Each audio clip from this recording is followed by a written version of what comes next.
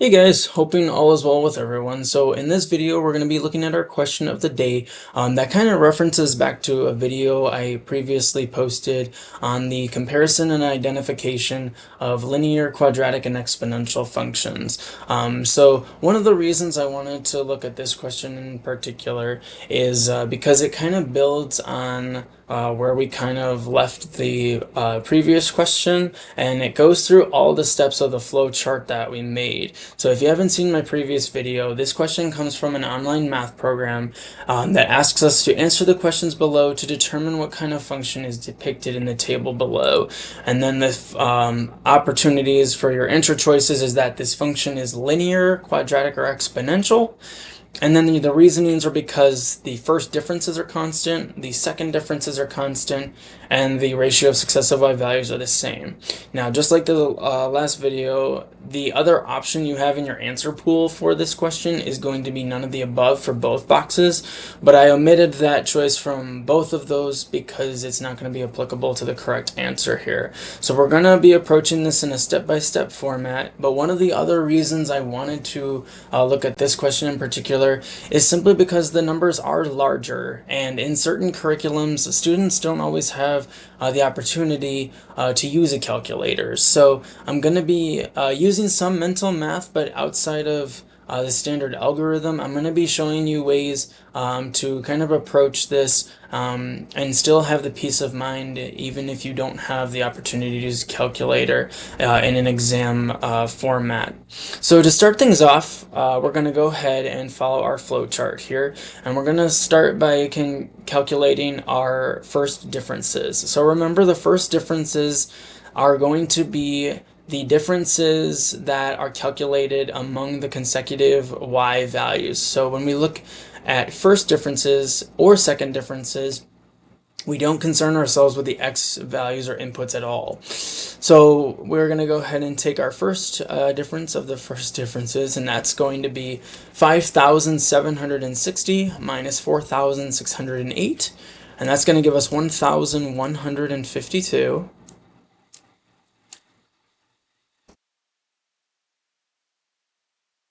Okay. Next, what we're going to do is we're going to subtract 5,760 from 7,200, and that's going to give us 1,440. Next, we have 9,000 minus 7,200, which is going to be 1,800. And last but not least, we have 11,250 minus 9,000, which is going to give us 2,250. So those are your calculated first differences for the table. So we're going to go ahead and highlight those in red.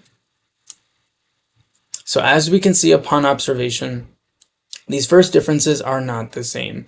And if they were to be, so like if all of the first differences were 1,152, this would be indicative of a linear function. So if the first differences are constant, then your function is going to be linear. So now what we have to do is we'll do a little bit more investigation. We have to do a little bit more digging. So we're going to go ahead and calculate now our second differences.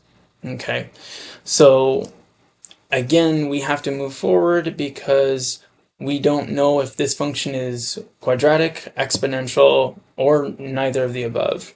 But to calculate our second differences, it's the same kind of approach. So we'll take 1,440 minus 1,152. That's going to give us 288.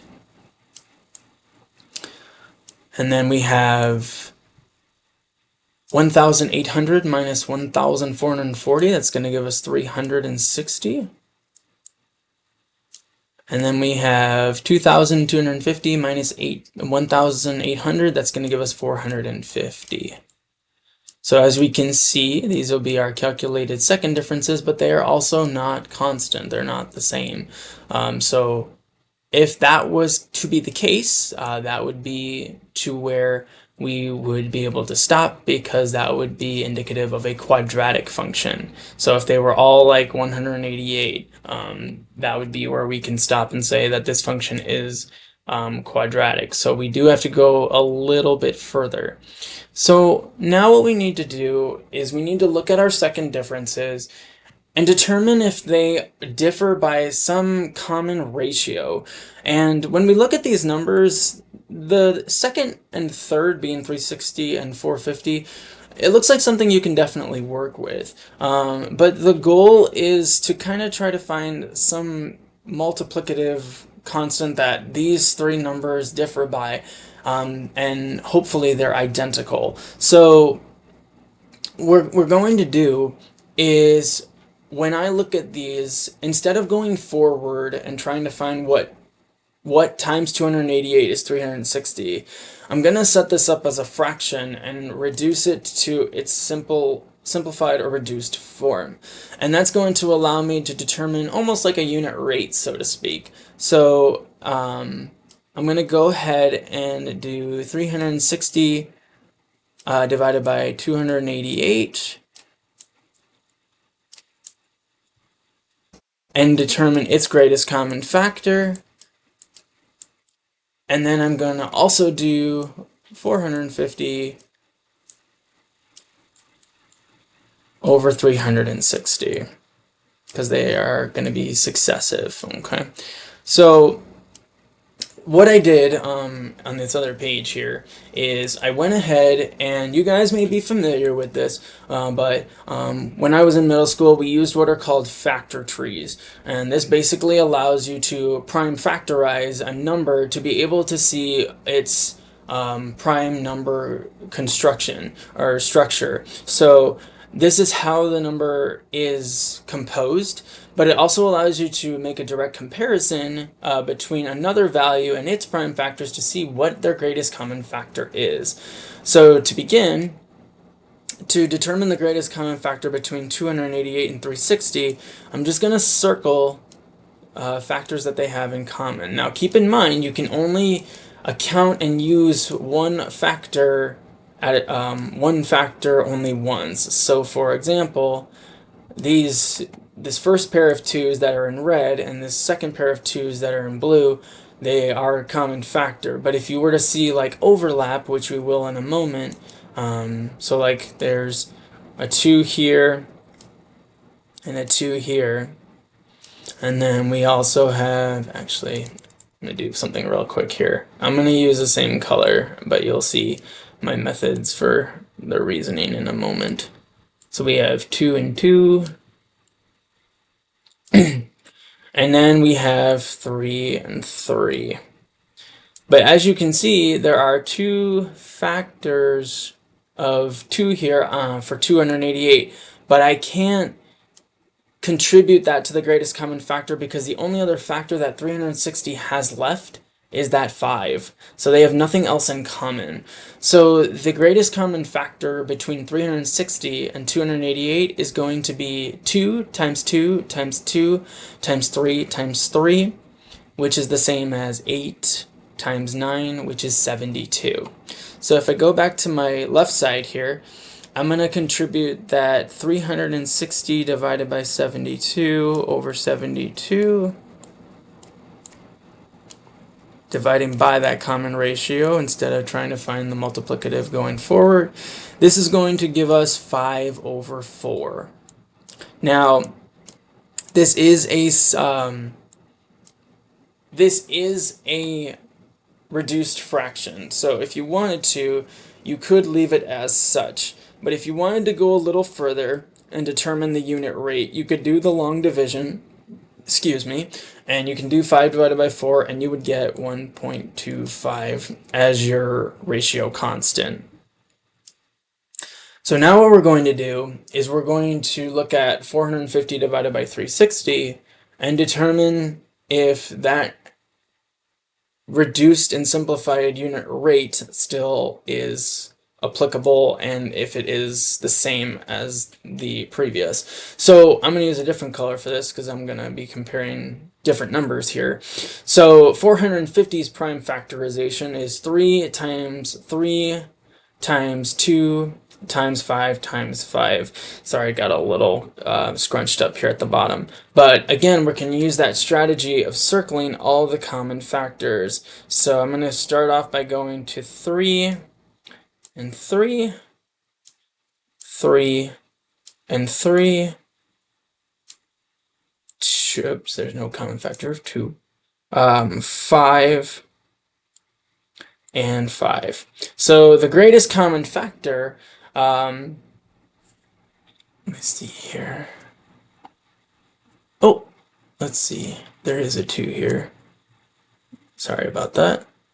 There's a 2 here.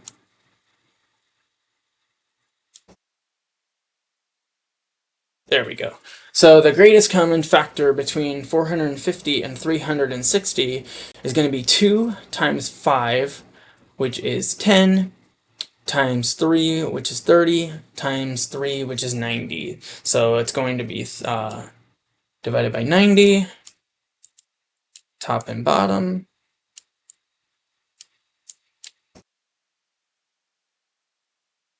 And we're going to see that this actually does give us that same simplified reduced fraction of 5/4, which we can conclude is equal to 1.25.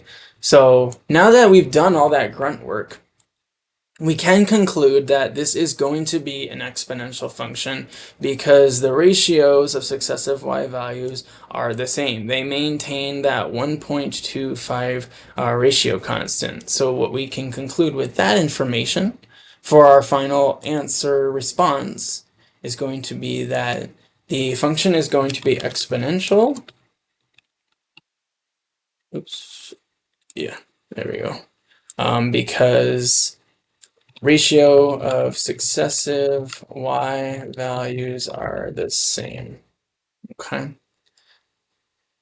And that will be our final answer. So kind of as a quick recap, we kind of talked about that flow chart again, where if the first differences are constant, it's going to be linear.